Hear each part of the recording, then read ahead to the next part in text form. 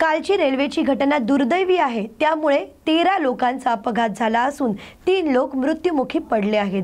10 लोक आहेत त्यांच्यावर उपचार सुरू आहेत। यामध्ये एक पोलीस शिपाई देखील आहे। 2 लोकांना शस्त्रक्रियेसाठी ज्युपिटरला हलवण्यात आले असून इतर लोकांची परिस्थिती ठीक आहे। गरजेनुसार कोणावर शस्त्रक्रिया करायचे असेल तर ती केली जाईल असे डॉक्टरांनी सांगितले आहे। खरं पाहता एका पेशंटच्या सांगण्यावरून आम्हाला असे समजते की गेले 5 वर्षे ते या रेल्वेने प्रवास करत आहेत। या दोनही रेल्वे गाड्यांमध्ये 7 ते 8 इंचाचं अंतर असतं। अशा तक्रारी यांनी वारंवार रेल्वे प्रशासनाकडे केल्या होत्या, परंतु रेल्वे प्रशासनाने याच्याकडे दुर्लक्ष केलं। याविषयी 2-5 दिवसाचा नाही तर गेले 5 वर्षाचा सतत हा प्रकार सुरू आहे, परंतु यावेळेस दोन्हीही लोकल अतिशय जवळ आल्या, त्यामुळे दुर्दैवी घटना घडली। यामध्ये सर्वस्वी जबाबदार हे रेल्वे प्रशासनच आहे, कारण गेले 5 वर्ष पहिले प्रशासनाने यावर पर्याय काढला नाही। ही मुंबई रेल्वे देशात सर्वाधिक नफा मिळवून देत आहे आणि अशा 50% पेक्षा अधिक म्हटलं जात असलेल्या रेल्वे आपल्याकडे लक्ष दिलं नाही, याचा मी निषेध करतो। इकडे येण्यापूर्वीच मी रेल्वेचे वरिष्ठ अधिकारी यांना मेलद्वारे सर्व गोष्टी निदर्शनास आणून दिलेल्या आहेत आणि अशा घटनांच्या ठिकाणची पाहणी व्हायलाच हवी असे मत बाळामामा यांनी व्यक्त केले आहे। आज जी रेल्वेची दुर्दैवी घटना घडली त्याच्यात 13 लोकांचा अपघात झाला। 3 लोक अगोदरच मृत्युमुखी पडले आणि 10 उर्वरित जे लोक येत होते त्याच्यातली एकाचा देखील इथं हॉस्पिटलला येण्या अगोदर दुर्दैवी मृत्यू झाला। म्हणजे पोलीस कॉन्स्टेबल होते।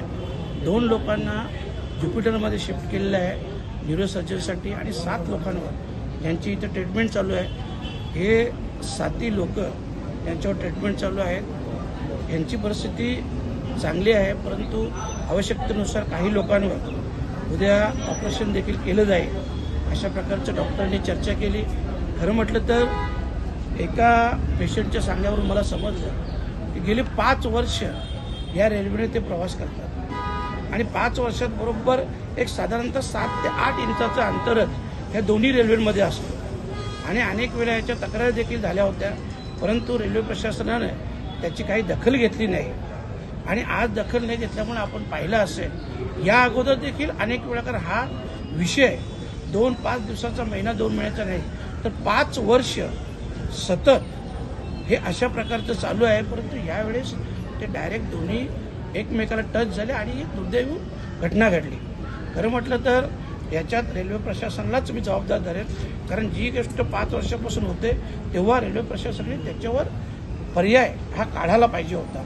आणि आपल्या सगळ्यांच्या माहितीसाठी सांगतो की देशातील जो रेल्वेचा नफा आपण मोजतो या नफ्यामध्ये 50% पेक्षा अधिक म्हटलं तरी वावगं होणार नाही, हा महाराष्ट्रातून जातो आणि ह्या महाराष्ट्राच्या वाट्याला प्रत्येक वेळेस अशा दुर्दैवी घटना येतात आणि म्हणूनच रेल्वे प्रशासनाचा निषेध करतोय।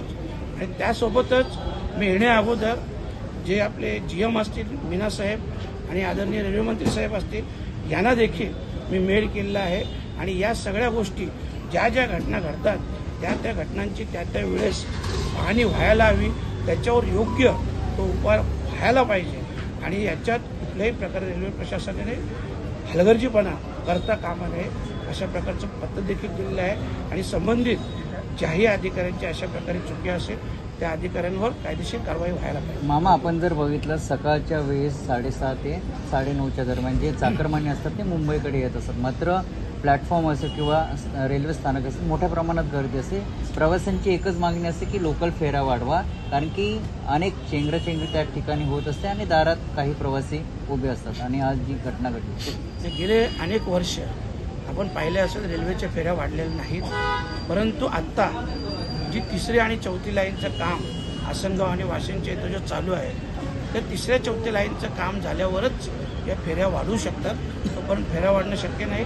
परंतु अपेक्षा आहे, मी महिन्याभरापूर्वी देखील रेल्वे मंत्री महोदयांना भेटलो, त्यांच्याकडे ही मागणी केली आणि ते देखील फॉलोअप घेत आहेत। येत्या 3 ते 4 महिन्यात या दोन्ही लाईन जर चालू झाल्या तर हा जो काय ट्रॅफिकचा किंवा जास्त भार जो पडतोय रेल्वेवर लोकांचा तो मला वाटतं कमी होईल, परंतु त्याच्यासाठी 3री-4थी लाईन चालू होणं गरजेचं आहे। अकोला महानगरपालिकेच्या पाणी पुरवठा विभागात महिलांचे गेल्या 2 तासांपासून ठिय्या आंदोलन सुरू आहे। तर पिण्याचा पाणी प्रश्नासाठी महिला आक्रमक झाल्या असून अकोल्यातील रामपीर नगर भागात गेल्या 4 महिन्यांपासून पाणी पुरवठा होत नसल्याने महिला आक्रमक झाल्या आहेत। तर अकोला महानगरपालिकेच्या पाणी पुरवठा विभागाचे कार्यकारी अभियंता अमोल डोईफोडे यांच्या कक्षात या महिलांचं ठिय्या आंदोलन सुरू आहे। तर अमोल डोईफोडे हे अधिकारी जोपर्यंत भेटून पाणी प्रश्नाबाबत आश्वासन देत नाहीत तोपर्यंत ठिय्या आंदोलन मागे घेणार नाही असा इशारा आंदोलनकर्त्या महिलांनी दिला आहे। पाण्यासाठी आलेलो आहे इथं आमच्या रामपीर नगरमध्ये पाणीच नाही आहे। मार्च महिन्यापासून आम्ही पाण्यासाठी लस त्रासलो, म्हणजे आमचे पाय गेले पाणी भरू भरू, खारं पण पाणी नाही आहे आणि गोळं पण पाणी नाही आहे।